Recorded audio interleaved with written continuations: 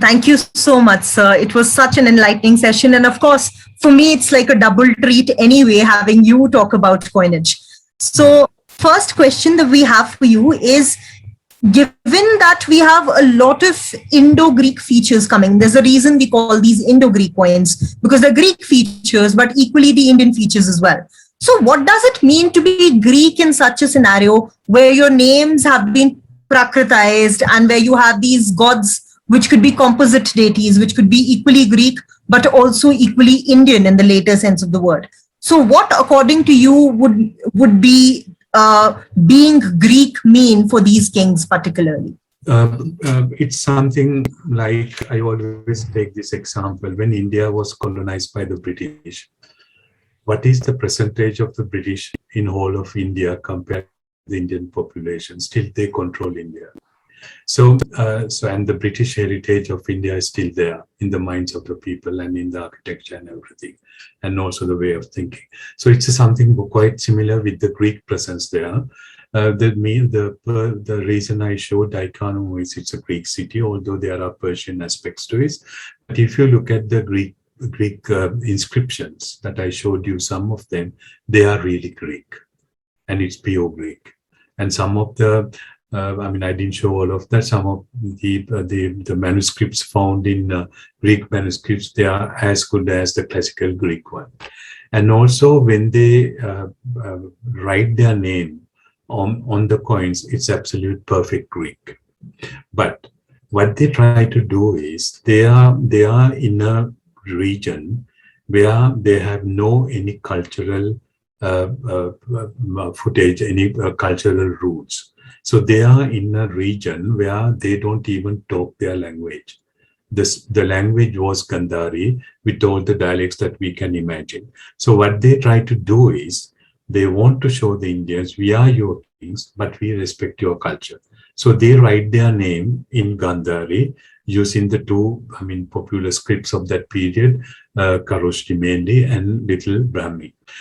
So that's the way they do it. And from time to time to remind them, we know about your culture, we respect your culture. So they have Balarama Savkarshana on their coins, and they have these Indian animals on their coins, and you have elephant, and then Zebu, the animal with, bull with the humble, and also the Panchmark coin. So it's from time to time, they try to show that we know about your culture, but we are the masters. But since I like the British Army, British Army didn't do that much, but the Greeks would have got married to the Indian ladies, I'm sure, because they didn't have enough women there. And also the other thing is that it was a Greek army, not a Greek family over. At the beginning, they may have had their Greek families when Alexander came. So they must have got the Greeks from Alexandria and other places, certainly. But they should have been intermarriages. And little by little, they became Indian. This is what I try to show in my recent book in Gandhara. You have the Greek elements to narrate an Indian story. The story is the Buddha's story. And also the story of Hinduism, where you have the gods like Brahma and Indra. So they use Greek motifs to narrate Indian stories. This is the beauty of it. It is happening in a very cross-fertilized context. Not that they completely became Indian. They kept their tradition, I'm sure. Unfortunately, we don't have any evidence for the Greek theatre in India, but we have evidence for the Greek theatre in Bactria. So it's quite interesting part of the history, unfortunately, Shreya, because of the political problems today in India and Pakistan. The Indians don't consider this part as their history. And Pakistanis think it is only their history, but it's the history of the world. It's a part of the universal history. We should not never forget that. Absolutely true, sir. In fact, one of the discussions that we've been having at the research wing is what kinds of problems one must have encountered, specifically scholars such as yourself, what kind of problems you would have encountered trying to piece all of this together, considering it's now split between three very, very volatile countries. So you have Afghanistan on one hand, Pakistan on the other, and then we have India. Yeah, absolutely. And if you look at some of the books written on Indian history by famous, historians I respect a lot, how many of them speak about the Indo-Greeks, Indo-Scythian and Kushans? And they don't consider that as a part of Indian history. So it's a pity. It's really a pity. Absolutely agreed, sir. Now, considering we did touch upon the Persian influence on the Indo-Greek coins, another question that I have for you is, the Achaemenids inherited the Babylonian standard for coinage. And then the Greeks come in and they capture the Achaemenid Empire and their satrapies in the Gandhara region. So can any of the traces of the Babylonian coinage be seen in Indo-Greek coinage, considering they did take in a lot of elements and cross-fertilize them and created their own composite culture? So do we see that in coinage as well? It's a wonderful question. I really would like to know the person who asked the question. Somebody who you asked it. So somebody who. Okay, it's a great question. So I didn't know you asked it. So what you find is that when Alexander came to Taxila, Taxiles gave a lot of money. Huge amount of money to please Alexander. And I argued that these coins were the bent bars coin. So the bent bars. And these coins are struck according to the Persian weight. And not only the main ones, but all the denominations. The book I wrote called Kushana Coins, and I have given all the denominations of it. So that is the Persian one. And also the somebody like Sophitus, who is not considered as a Bactrian king, but certainly a Greek king who ruled in Bactria. His coins have double side. One is the Attic weight that the Alexander used, and also the Seleucid Empire used, and also the Persian weight.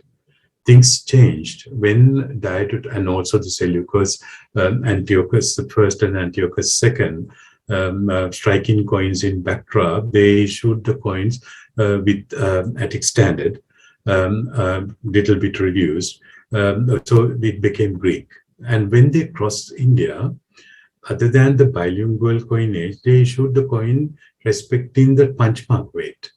So the denomination changed completely. Instead of 16-gram coins of the Attic weight, you have now 9-gram tetrarch of the Indian weight. It's not the bilingualism, but also the weight. It changed. So it is very important how these things were these people were quite influential and quite intelligent in their Machiavellic way of governing India. So it was great, I thought. Even it's better than the British striking coin under the George VI or somebody. But these people were trying to invent something with the Indo-Greek standard and both bilingual. They kept their Greek tradition, put in the Greek legend, and also respect the local.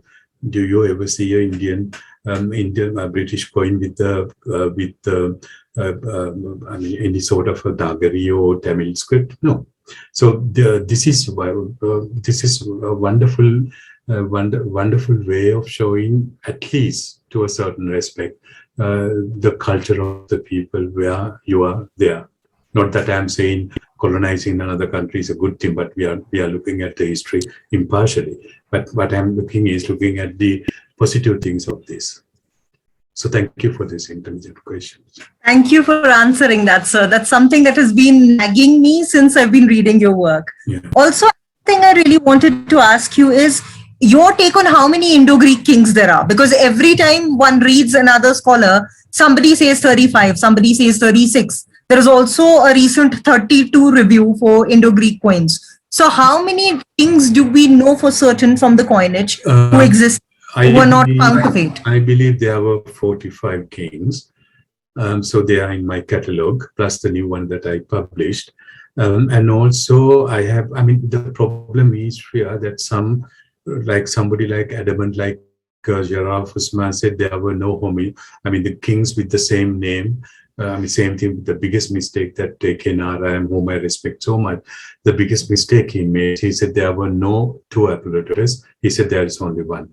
And the whole chronology got completely spoiled with that. So what I try to do with the help of the Haute pattern, overstrike pattern, monogram pattern, to try to differentiate, if it is possible, whether there were two kings with the same name or not. So I believe there were two kings with the name of Euphrates, with the name of Heliocles, with the name of Euthydemus, with the name of Demetrius, like that, and Apollodotus. One who ruled very early, and the other one who ruled very later. So again, Shreya, so people don't have to contest what I said. And the reason still my books are referred in everywhere. But even I corrected my chronology in my recent work. And in the future, if I feel that I made a mistake, I mean, my teacher once told me, Osman, you can make mistakes, but make them intelligently. So if you make a mistake intelligently, you can always come back. Since there are so many, it's not like writing Greco-Roman history or Sri Lankan history, as a matter of fact, because we have absolute chronology from the chronicles. But here we don't have absolute chronology, so we are dealing with relative chronology. So you make mistakes. So if you realize that you made a mistake in your assessment for the available reason, available data of that time, you can change it and propose a new chronology. But the structure that I laid out, given 5 years or 10 years, so I mean, always round figures, nobody ruled round figures. Somebody can rule 2 years and 22 days, so somebody can rule 10 years and 85 days. But the reason why I gave round figures is that's the only closest way that I can put this king into a framework. So it's left to you to believe who is right, who has more experience, or who has done his homework. What I can say is I was in this. Most of the people who write this history, they have not even been to India. They don't know the geography of India. And to understand this history, you have to go to Pakistan. Whether you like it or not, you go. I went. You go to Uzbekistan, you go to Tajikistan, you go to Pakistan in spite of the dangers. Otherwise, you will not understand. It is something like writing the alienate story about the history. It's another colonial way of writing. You don't go to the region, you sit in a place in the European country and you dictate the history of the other regions. My argument is you go and study the region first, the geography, about the way people react, about the situation of archaeological sites, about the difficulties of these archaeological sites of excavating. That is very important. Absolutely. So I couldn't agree more, because you can't do archaeology as much as the modern generation would like to argue that there's something called desk archaeology. You can't absolutely do that all the time. And specifically with artifacts that come from a certain region, you need to have that familiarity with the context that something's coming out of. So thank you for that insight. I also have one last question before I move on to the audience. So see, the general evidence is lacking for micro issues, and we get quite a lot of those in the Indo-Greek coinage, the small coins. So how do we, one, put them in a definitive chronology? And then once we do, how do we put them into the archaeological studies that we do with them? Because mostly I've seen scholars leaving them out of archaeological studies altogether. So what would be your advice on that? Yeah, when you find a coin in an archaeological strata, it will never give you absolute chronology. For example, I'll give you one example. We know absolute chronology to the hour of the Roman Empire, right? So if you say Claudius or Nero, now if you find a coin of Claudius in a South Indian context, can we say that that strata should be of Claudius? No, because the coins travel for centuries sometimes. One example is I published this a long time ago, a coin of Apollodotus overstruck by a local king in Mumbai of the 19th century, right? So the coins, that means the coin was in circulation. Coins circulate because of their, especially gold and silver, because the metal value, the nominal value, the metal value is very important for that. So it will never give you absolute chronology, right? So knowing that in your mind, when you find a coin, that's why the coin hoard is more reliable than the coins in a strata. So one has to be absolutely careful. But a coin can give you a date if you have the carbon 14 or any other termiluminescence. Dating process. Now, of course, there are so many others, you know, all of that, Shreya, and also the other evidence that you can get from the geographical evidence and all that. So you can come close to the reality. But to tell you the truth, no coin ever will give you absolute chronology for the strata. It will only give you a relative chronology. So when you have these small kings, it is very difficult. So I proposed a chronology. I mean, of course, it's not I proposed, but I looked at the work of my predecessors and tried to develop it to my, best of my possibilities with the new evidence. So it is collected works of everyone, and somebody, now my own student is correcting me now, so it's fine. So it's a way how the science should develop. So so when you have a relative chronology, it will be important to look at it in a stratification and then try to do it. But it cannot happen without the other archaeological, physics, chemistry, biology, and everything. You have to put all the sciences together in archaeology. The biggest problem of modern, most of the archaeologists of the past, they didn't have access to those. Most of the people like people I respect very much, like Cunningham or Marshall, they didn't know about carbon 14. They didn't know about thermoluminescence. They didn't know about chemical analysis. So even today, the talk, things I tell you, Shreya, in 25 years, they will say that man is a fool because things have completely changed.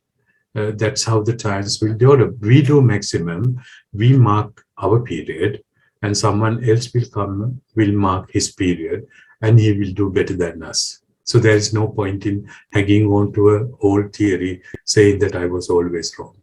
I'm always correct. All the others were wrong. No. Science is in development, in progress.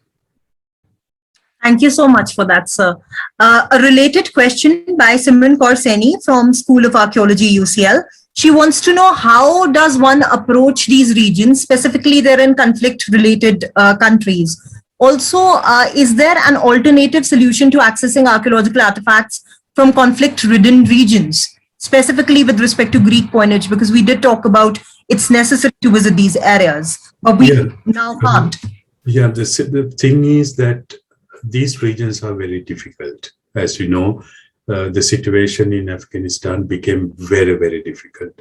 When I went in 2002, this was just after the bombing of the, by different kinds of people of the Bamiyan Buddhas, and also the coming of the American army.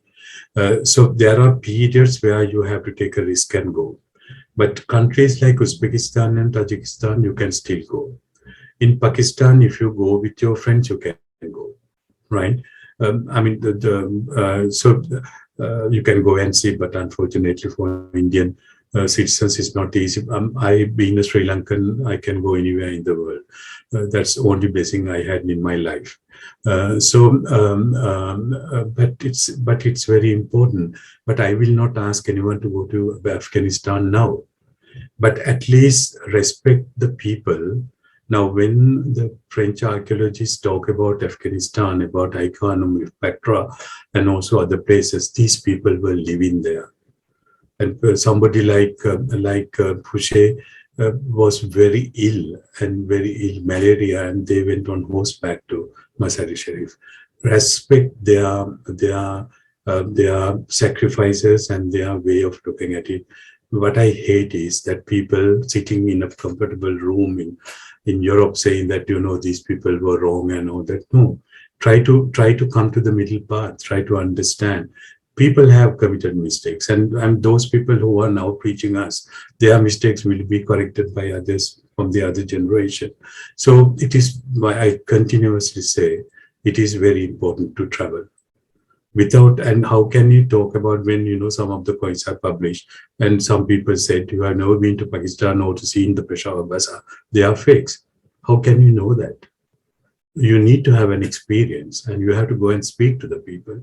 Without doing that, it's very difficult. Then my advice is, don't write rubbish if you don't do that, if you can't do that. Thank you for that, sir. So another related question, well, not related, but by the same person, is we see that silver coins are generally circular in the case of the Indo-Greeks, while bronze coins are mostly square-shaped. So how does the shape of an Indo-Greek coinage also help us understanding the cultural influences? It's a very long. I can give a long answer, but there are also square silver coins. The silver coins of Fabricius and some coins of Philoxenus are square. And also the copper coins, mainly copper coins are square, but there are also circular bronze coins in the Indo-Greek kingdom and also Indo-Scythians as well. So it's at the beginning, at least, the early Indian coins I'm referring to, not the Myrian series. They were all square or rectangular or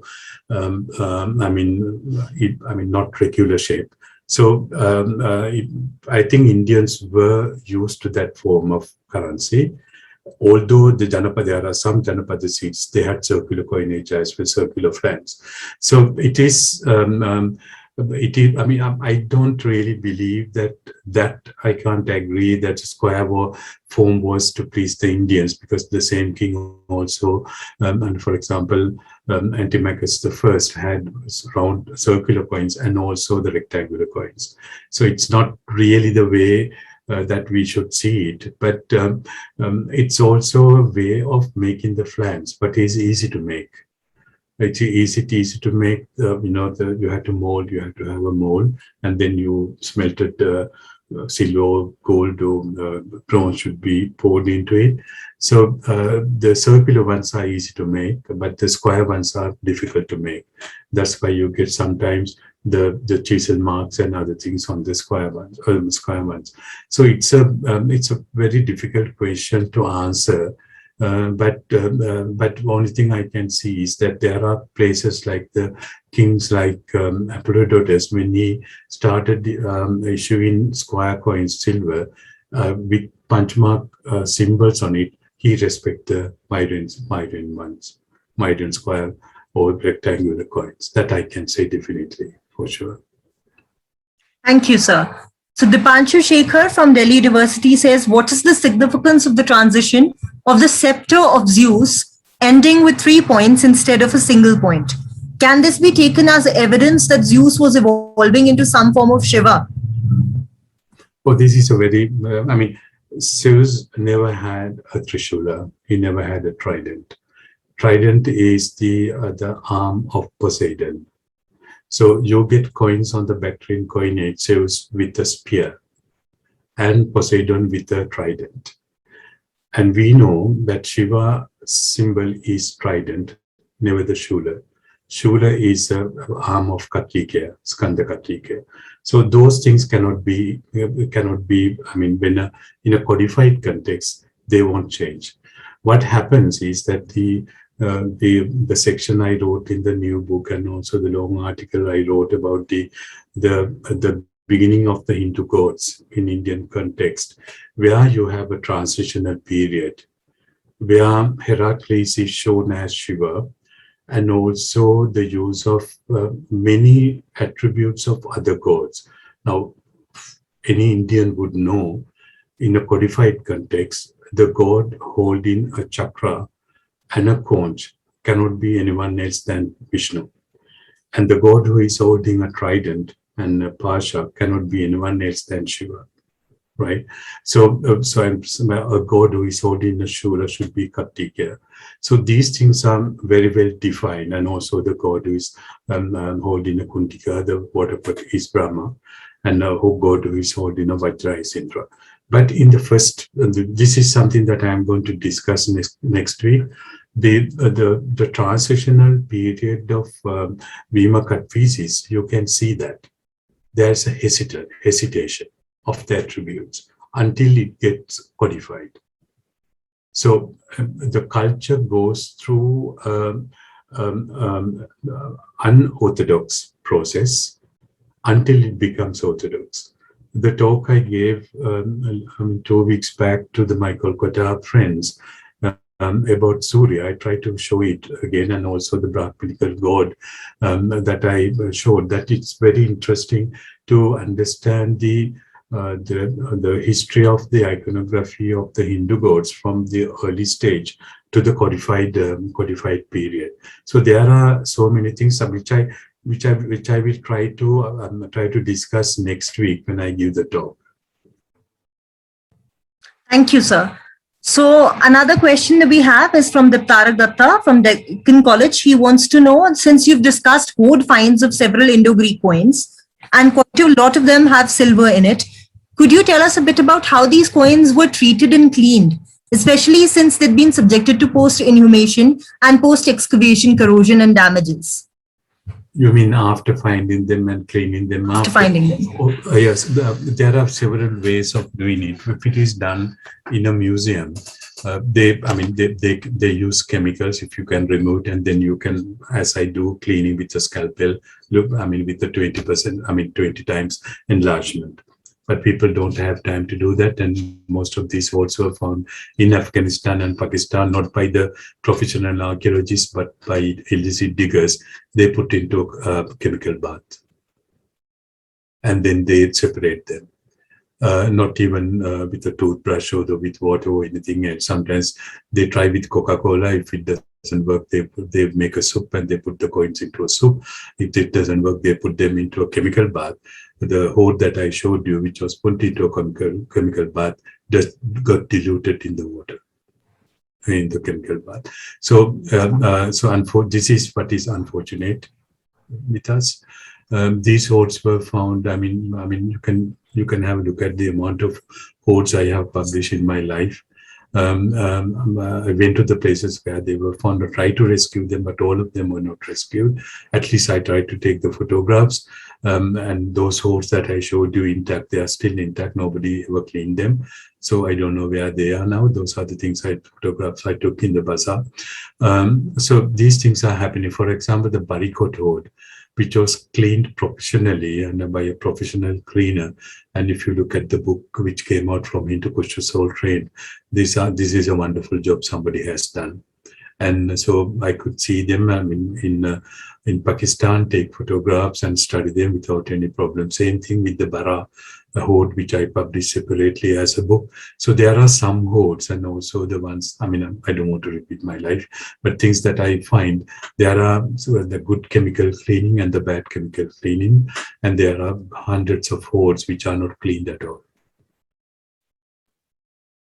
It's one of the things that really hampers it. Also, I've personally found I meet a lot of numismatists, so not people who are archaeologically doing it, but people who are collecting these coins.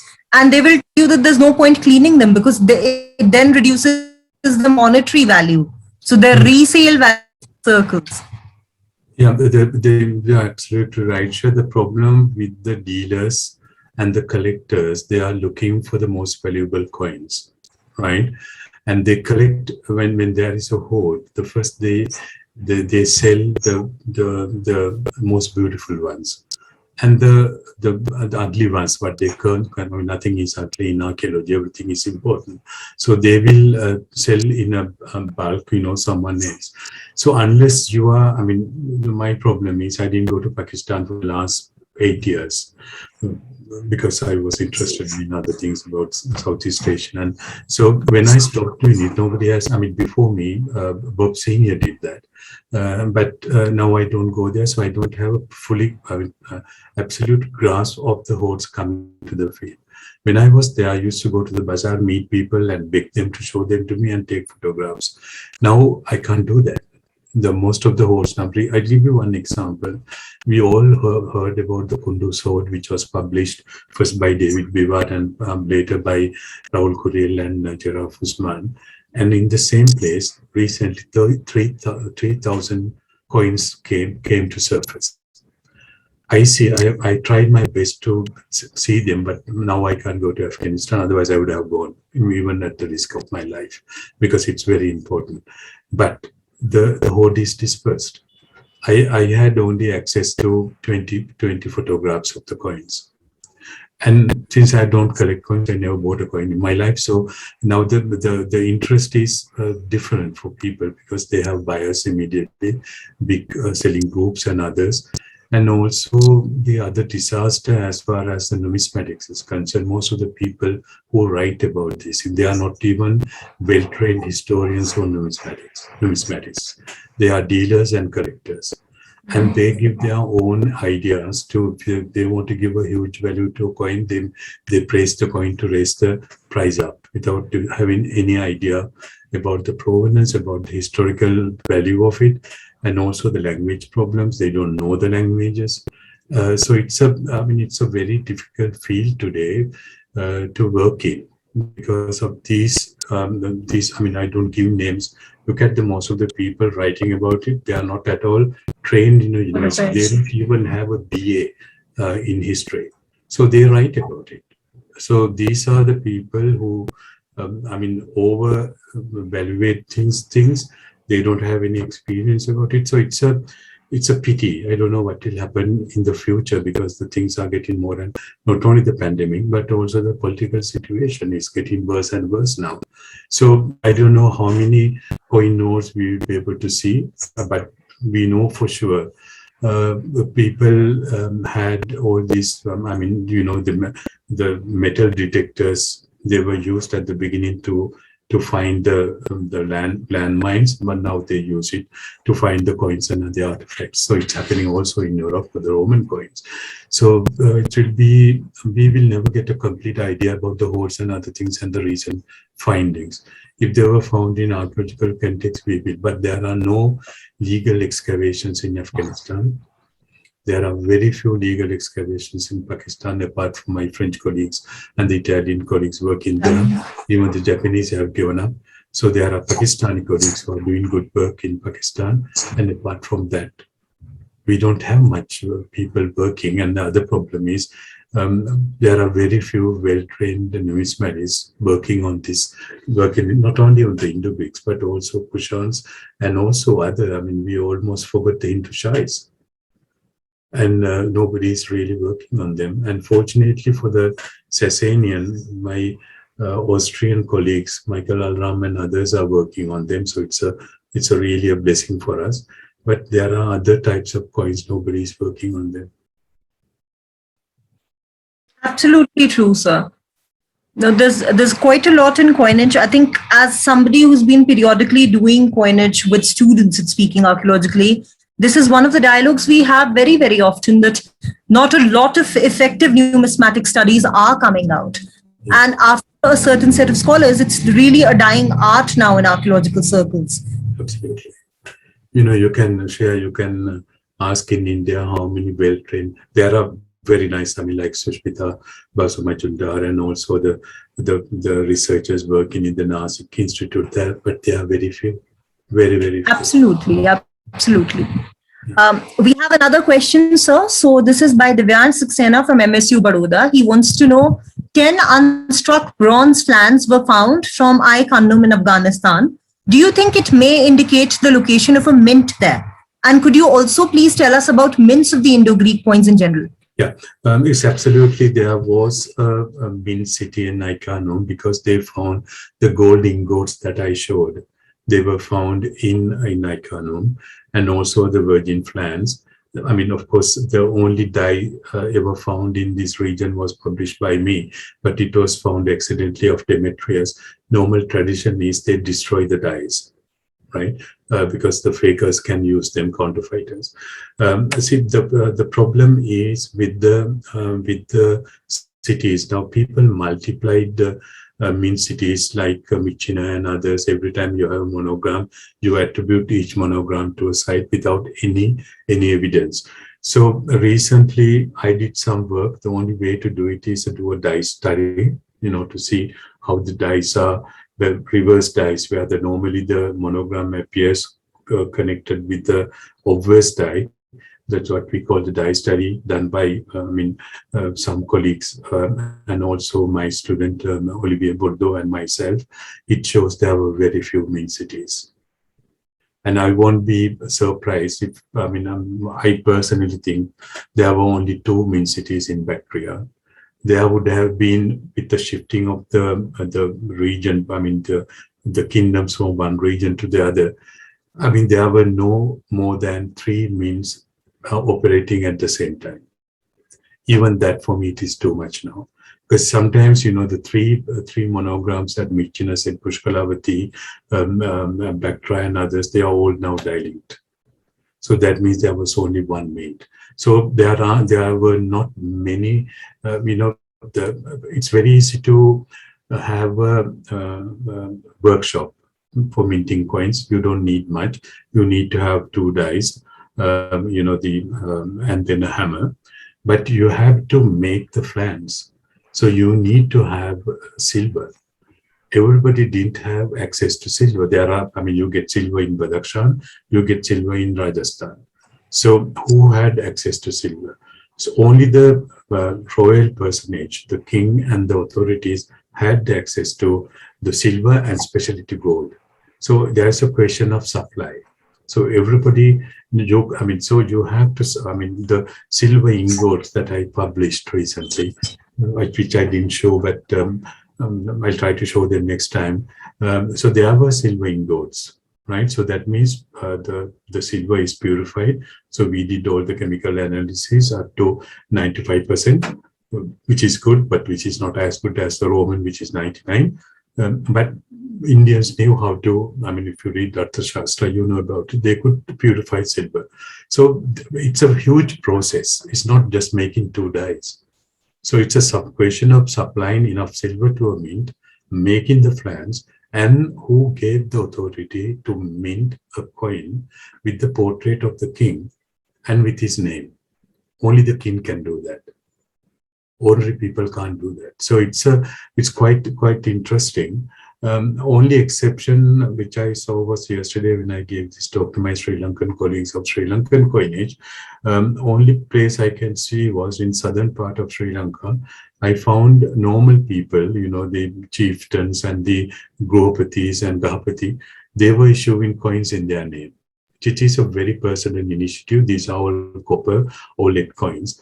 But the normal coinage, even in Sri Lanka, like Parakrambhavi and others, these are done with the royal authority. In the Greek and Roman world, only the emperor or the Greek king could issue the coins. There are very, very rare exceptions where they were, others issued the coins for the satraps and others. Or the other thing you can do is make molds and make fake coins, even in ancient times. Thank you, sir. So the next 2 questions I'm combining two by Shubham Jha from Delhi University and Nidhi Patel from Fergusson College, Pune. The questions relate to women on Indo-Greek coinage, and they want to know whether we could talk about co-opted system of rulership in the Indo-Greeks, considering there are coins by Moyes and his queen machine with obverse and reverse. So could you say that there was a co-opted rulership, or could you say Indo-Greek women were parts of ruling? Yes, it's much better than elsewhere for this period. One is Agathocleia. Some say he's the wife of Strato. I don't believe that.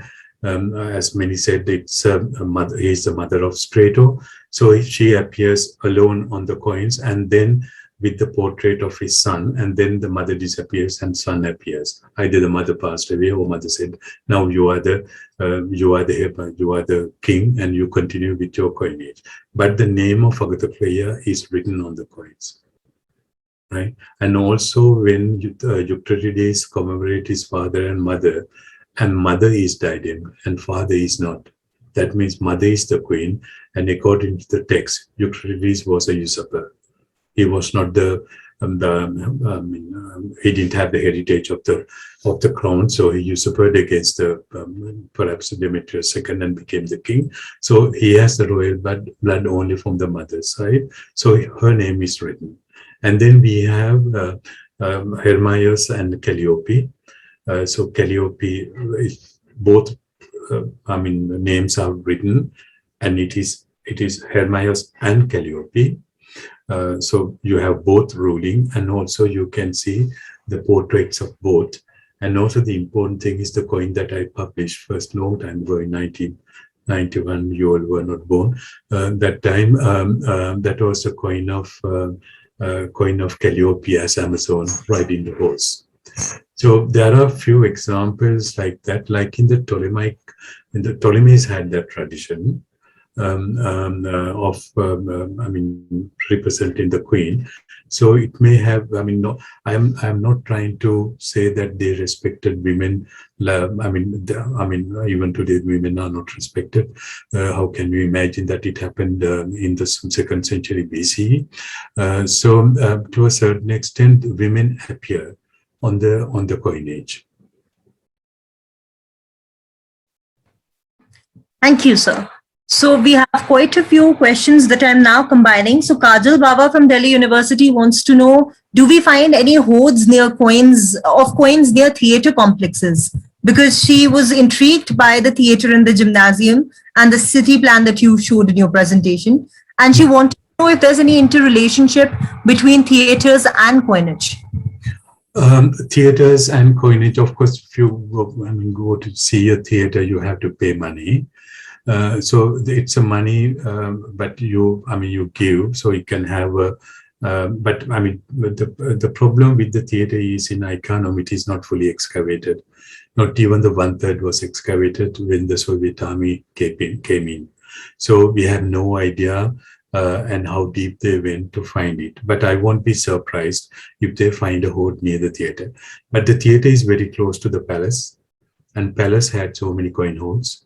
And the ones already Paul Bernard and many others published. And also after the when French delegation left, as I told you, in 1992, when there were illicit diggings, about 3 hoards came from Iconium.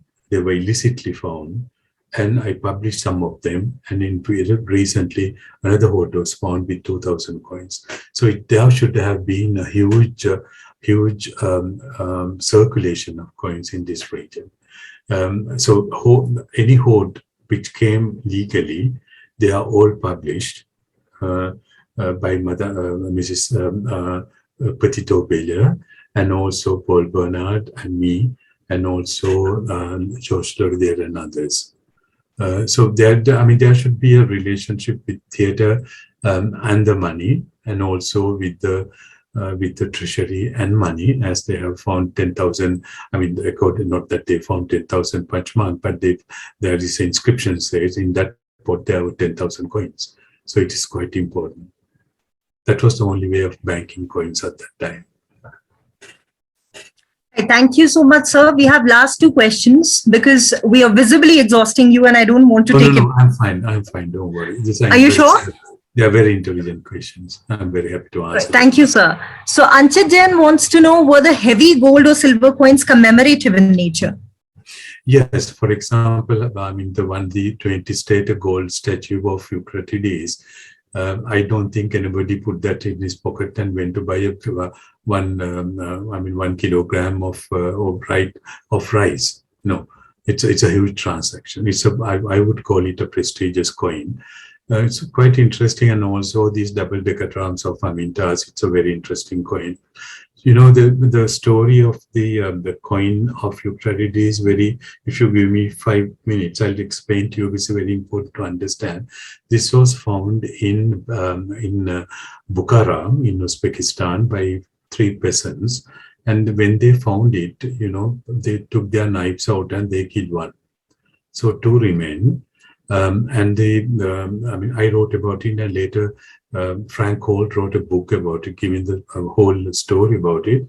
So one person took the coin and came to London, and he showed it to the curator of that time in the British Museum, and the curator said, "This is a fake." Okay, so in the evening, this curator was having with the French collector a dinner. And he describes the story, saying that this ugly man, badly dressed, maybe for the British colonial period, saying that he came with this huge coin. So the Frenchman leaves the table and goes to the place. You have to imagine the description like Darwin, Dickens' Tale of Two Cities. He comes to this place, and the man was sleeping. He removes his coat and everything.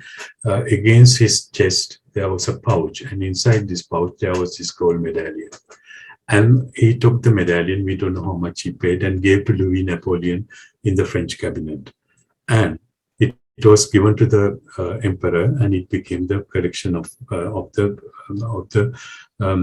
Cabinet de Medaille. It's still there; you can see it. But the British refused to accept that it is a genuine coin until I published recently a coin with the straight legend Basilius Megalou. In this coin, when Chabouillet published for the first time, he also observed first the legend was right horizontally, and then since there was no space, they changed it. So until then, so this is a good example also about to see the value of a coin, and also to see the people who condemn sunrise without knowing anything, a coin fake. You may have to wait 100 years to see whether it's absolutely genuine. So it's a judgment of the person who studied it, who has a good eye, who knows the story of coins, will tell you whether it's genuine or not. The dramatical thing is that people make the coins fakes because it does not tally with their hypothesis. I don't give the names, but you can see that. So these big denominations were used for big transactions. I wrote an article in the Numismatic Chronicle in 1992 why these big denominations were struck. Indeed, there. But they should be in the north of Hindu Kush Mountains. These were for the monetary transactions with the other people. But with these coins, you can't imagine that they went to buy a loaf of bread, which they were done for big exchanges, right? So they had a huge value, especially the gold coin. This is the biggest gold coin ever struck in antiquity until now. Thank you so much, sir. So the next question we have is based on a recent paper by Dr. Shailendra Bhandare. So the Tarak Datta wants to know that he picked up the trident battle axe symbol that we find in the coins of Zoilos II. And he argues that these motifs could have also been found in the coins of the Odambaras around the present-day Jammu region, and probably indicated the influence of Shaivism on later Indo-Greek kings. So what is your take on that? Do you think it could be an influence of Shaivism, or do you think it was a different motif altogether? No, I mean, about the Shaivism, I wrote one chapter in the recent book, When West Met East. The first came the Vaishnavism in India, not the Shaivism. And those are the coins of Balaram Samkarshan and Vasudeva Krishna, and also the Myron series of punchmark coins. So, I mean, the person who is asking the question can read that. About the Shaivism, I will discuss next week when I talk about the Kushan coins. So, I mean, if you can wait until next week, I can answer that question. Absolutely, sir, because that's one lecture that we are really, really excited to have with you as well. We have quite a few on different kinds of composite gods. So the Panchu wants to know if there are any finds showing depiction of Brahma, except for the bronze coin of Telephus. And is there any concrete evidence to show a possible connection between Brahma of India and the Greek sources? The coin on the Telephus that I published, I don't think it's Brahma. It is just a yogi in front of fire, making some sort of a sacrifice in front. So, I mean, you can say it is Brahma, and also you can say it is just an ascetic, but there's no absolute evidence Brahma was depicted on the Indo-Greek coins. But Brahma is depicted on the Gandharan sculptures, which I have discussed amply. To my knowledge, there is no Indra and there is no Brahma on the coins of the Indo-Greeks. They have Balaram Samkarshan and Vasudeva, they have Lakshmi, but during the Scythian period, there is a vague whether it's Poseidon or Shiva. Some say it's Shiva, some say it's Poseidon. I still believe it is Poseidon, not Shiva, because Poseidon also can have the trident. And also on the coins of Antimachus, it's Poseidon who is very clearly depicted. Thank you so much, sir. A related question to that is there any evidence of earlier tradition depicting gods related to Vaishnavism before the finds of Balram Samkarshan or Vasudev Krishna coins by Agathocles? Yeah, that's what I said. The first they appeared in the, I mean, I wrote a paper and also I discussed this in my recent book on When West Met East about the first Vishnu gods in India. So the first they appeared on the coins, on the Panchmark coins. I mean, it is not to my credit, but to the credit of Wilfred Pieper, who wrote this excellent article. And these are the earliest depictions of Balarama Sankarshana and Vasudeva Krishna on the coins. But what you find on the coins of Agathocles, they are better depictions because we have a larger flan, larger die, and the attributes are much clearer.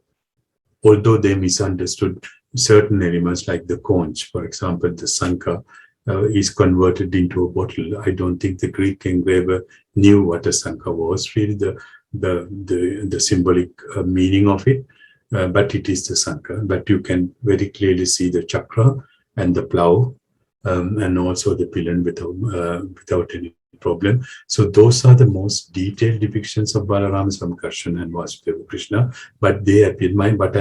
My argument is Vaishnavism is older than the Shaivism in India, and it appears at least the 3rd century BCE. And there should have been a tradition of making sculptures made of wood or even stone that we have not found yet. So if you go to the deep levels of, for example, in Taxila, you might find the statues of Balarama Sankarsana in an early level. The thing is, the whole problem is, Shreya, with as far as archaeology is concerned, the people who excavate in Pakistan, they are more interested in Gandhara and Nal because they are beautiful and they are, rewarding. But very few people, except my Italian colleagues who are doing wonderful work in Barikot, people are not really going down because it's a tremendous hard work. You can go down sometimes 10 meters deep and you don't find anything. This is what happened to Fouché. I read that letter Fouché wrote saying that, he put into question his own existence, whether I made a mistake by coming here. But 100 years later, the French archaeologists who worked nearby found came too close to the Greek levels.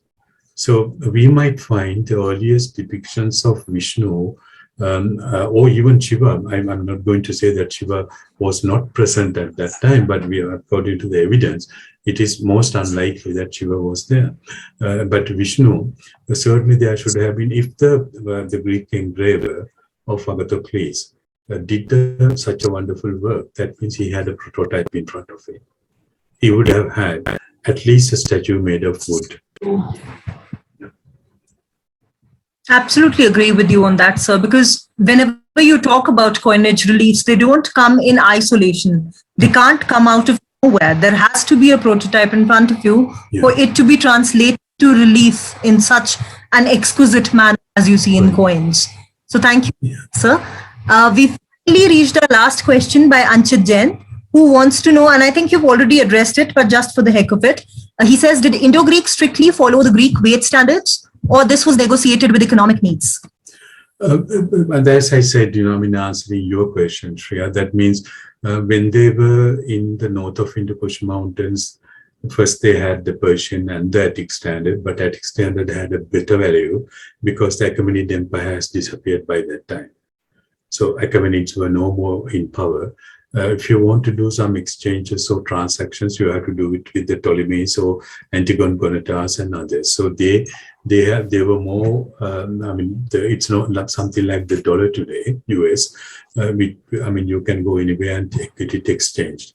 So the Attic standard had a better value for international exchange. But when they came to India, they respected the Indian standard. So that's why they created what we call the Indian standard, which is 9.6 grams of a tetrarab. That means 4 times a drachma. But in the Greek standard, the Attic standard is 16, almost 17 grams, according to the Athenian type or Athenian ounce. So it was much easier for the Greeks to do the transactions with the Indians, with the Indian standard. Absolutely, sir. In fact, just last night I was going through your work on the Achaemenid coins first and how you translate it with respect to the Kushan coins also. Yeah. So we will be touching on that next week. And also a note for the audience now, because that brings us to the end of the question and answer session as well. In case you have any follow-up questions, we will be having another session next week, but hopefully we will be picking up a lot of loose threads from this particular session in that one, specifically with respect to iconography. And like Sir has said, and I think like this lecture has already made it clear for all of you, that when you talk about coinage, you can't study it in isolation. It's a continuous process. In fact, a lot of trained numismatists will tell you that coinage can be studied from the Indo-Greek times to the present times in these countries in absolute continuity.